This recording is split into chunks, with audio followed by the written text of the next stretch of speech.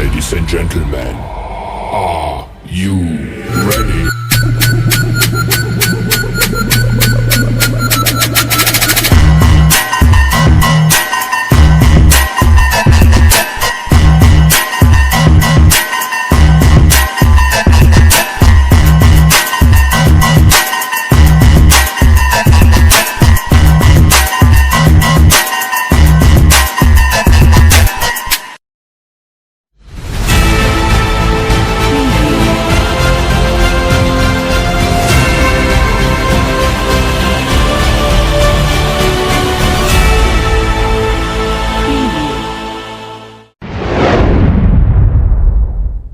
Hi and good evening to all of our viewers. Welcome back to the news. Today we're going to talk about the latest real news about flood.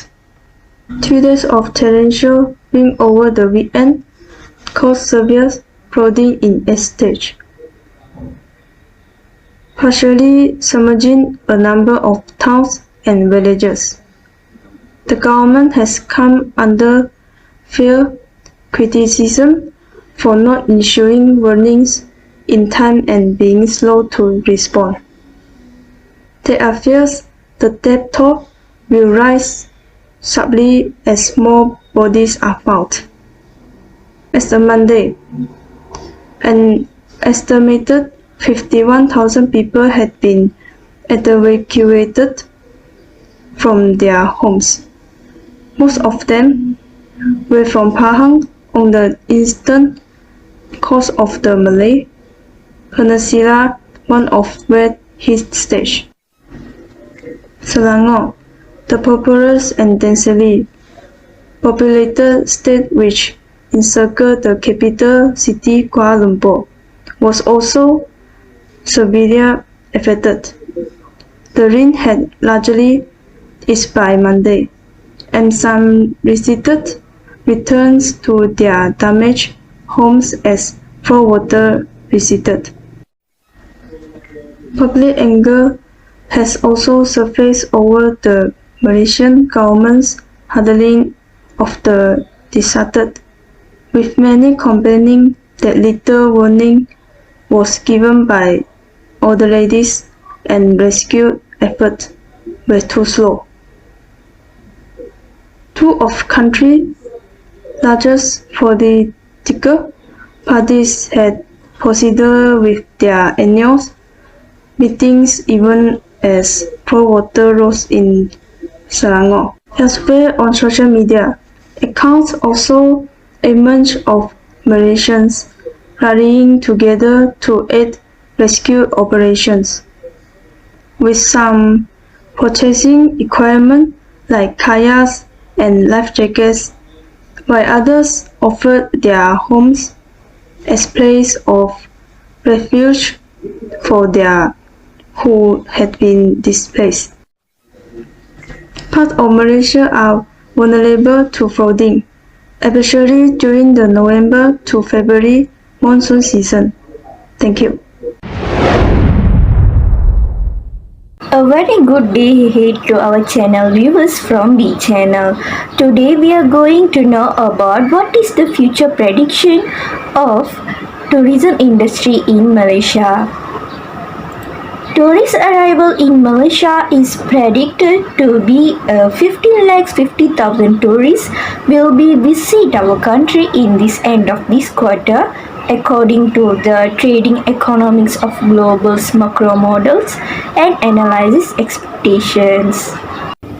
Due to the coronavirus outbreak in the early months of 2020, already imposed a significant threat to the tourism industry in Malaysia. There was a massive drop in tourists from Singapore and China, as many countries were already imposing travel restrictions to curb the spread of the virus.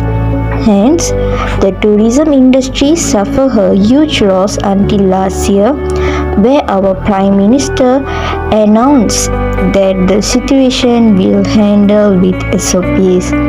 Tourism revenue is in Malaysia on the year of 2021 is reached 60,015 MYR million only.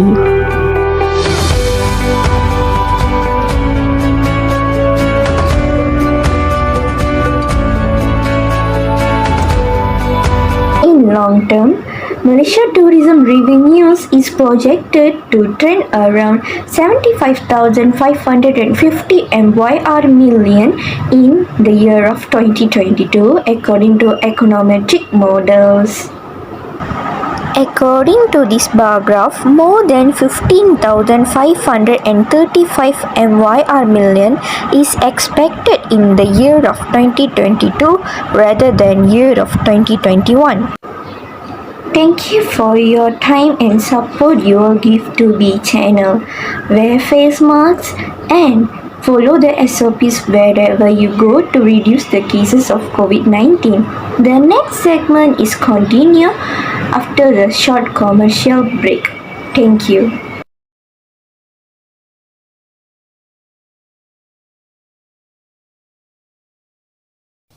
Hey Prasha, how are you? Yeah, I'm okay. Why la? What happened to you? Seems like tired of using phones.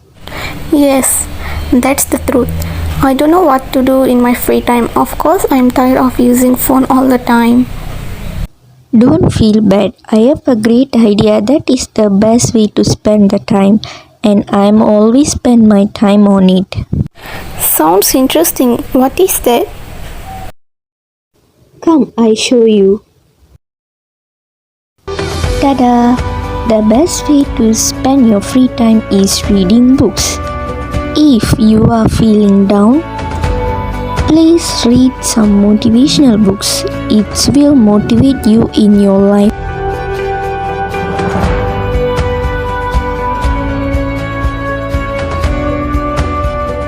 If you want to go inside of the thrilling and darkness of the world, read horror books.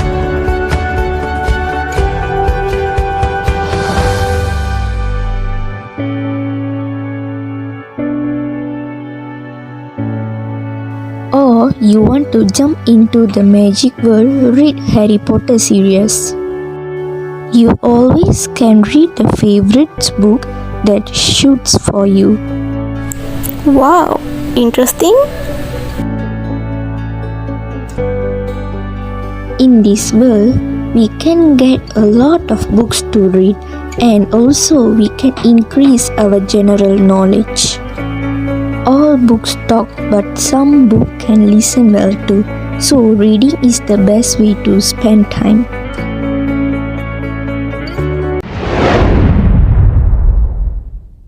UFO film over Kuala Lumpur, Malaysia as strange lights fill the sky. When you hear about UFO sighting, they often seems to happen in smaller towns and less populated areas, but that isn't always the case. And one strange encounter happens in Malaysia's biggest city, Kuala Lumpur. It was filmed by Hazila Nur Hashikin as she walked to work in Kota Damansara, right across the river from Klang. She looked in the sky and noticed three orbs of light that formed a pyramid, seemingly hovering there. A plane flew nearby and two of the lights immediately disappear while the third slowly dims before it also vanishes. According to Rita Awani, UFO sighting doubled in Kuala Lumpur City in 2020. Some experts feel that like moth, extraterrestrial attracted to light, and there's a lot of that in Kuala Lumpur. As to what Hazila Nur Hashikin filmed, one astronomer thinks that because of their orange tint, the light could just be the sky lanterns. However, an aviation expert disagrees, suspecting that the lights are too bright to be a sky lantern or a drone for that matter. She feels there are planes coming into land at one of the city's airports, and that they don't disappear from the sky rather than just turn in their lights point in a different direction away from the camera. Hi teacher, very good evening. How are you? Hope you're doing well. And I'm here today to interview my very proud history teacher for my assignment proposed. And thank you very much for cooperating with me teacher. So can we start our interview session? I'm fine. How are you, Prashanti? Yeah. So here is my very first question. Okay. Teacher, could you please explain us about yourself? Okay, I am Naraini Menon and I'm from PJ. I had early education in Asunta and Sri Aman. I continued my studies in University Malaya, got my bachelor's and bachelor degree in arts and diploma in education. I majored in history and English.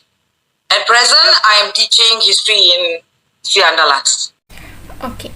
So my next question is, since when teacher started this career? Okay, I started my career after graduating in 1994. My first school was a rural school in Kampong Gajah. I taught there for 2 years, and then I got transferred to different schools in Selangor and in Johor. And now I am in Sri Andalas, and only I have 1 more year before my retirement. Okay. Teacher, could you please let me know why you chose this teacher job as your career? Actually, I love this profession actually because it is my nature. My nature since young, I like to teach and I like to impart knowledge to the younger generation. And the most important is I admired my teachers. When I was studying, I got inspired by them, and I wish to become like them one day because I love to guide, I love to motivate, and I love to inspire the younger generation. Okay, besides that, it is an opportunity for me to shape the future generation so that they can contribute to the society. Okay, so as a teacher, actually, I'm quite proud. I'm proud to say that I would like to be a part of the youngsters' lives. And the thirdly is satisfaction. I have the satisfaction seeing my students succeeding in their lives. So here is my last question, teacher. So how are you being successful in this career? Okay, actually, successful, it depends on our mindset. Okay, so first thing, you must cope with the present time. Okay, then only you can feel that you are useful to the generation. You see, so in order to be useful, we must, as teachers, equip ourselves with a new method of teaching. See, now it's all very new. Yeah. So we have to use the virtual learning, e-learning, using the computer. So this only started maybe you can say 5 years ago. Just recently. So of course it's challenges, but we have to cope with it. So that's how I succeeded lah. And besides that, I also had to deal with students from different backgrounds. So we also learn about the character of the students. So in learning their characters, it also builds our character. You understand what I'm saying? And then one thing I would like to say is, in order to be successful in this career or this profession at the present time, one must be positive. Must be positive, open to changes, and patient in dealing with the problems. Okay? Because definitely now this teaching profession is not very easy. Yeah. I would like to summarize why I really like this. I really like to be a teacher actually since young. Because I admired my teachers, I told you. Because they also had an impact on me. You see, without my teachers, I wouldn't have got the right guidelines. Yeah. Correct? Choose my right path. So I'm thankful to them. So I would like to follow, to be a role model to whoever receives it. We are about to end our interview session today, teacher. I have received many clear information about this teacher career. I really had a great interview session with my very proud history teacher. Also, thank you for your cooperation during this interview, teacher. Thank you very much.